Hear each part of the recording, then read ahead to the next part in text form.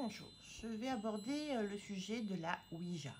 Alors, la Ouija, c'est une planche avec des lettres dessus et on va, par différentes techniques possibles, demander à une entité ou à plusieurs entités de venir pour pouvoir nous apporter des réponses et se positionner sur les lettres de la Ouija pour s'identifier ou pour donner des messages. Alors, si c'est bien fait, ça peut être quelque chose et encadré, protégé, ça peut être quelque chose qui fonctionne très bien.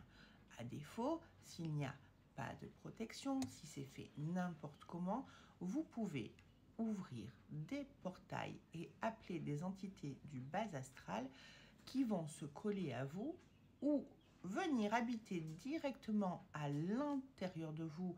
Et le but n'est pas du tout que je crée de la psychose, c'est juste la vérité, puisque encore dernièrement, j'ai dû nettoyer une jeune fille en Corse qui s'était amusée à ce genre de choses et qui, à l'intérieur d'elle, avait des entités non humaines qui pouvaient modifier sa manière de réagir et de percevoir sa réalité.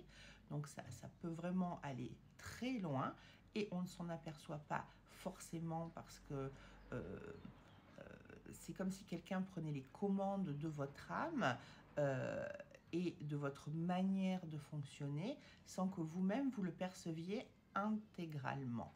Donc, c'est vraiment c'est pas un jeu. La Ouija n'est pas un jeu. On décide pas un jour de allez, je vais faire ça, je vais faire tourner les tables, je vais appeler des esprits. C'est quelque chose qui doit être encadré, c'est quelque chose qui s'apprend. Il y a des protocoles de protection pour éviter des drames derrière. Voilà.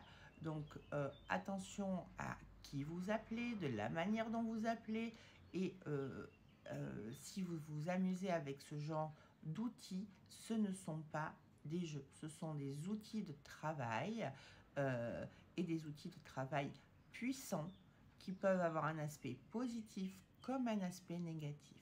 Voilà, je vous souhaite une très très bonne journée. Au revoir.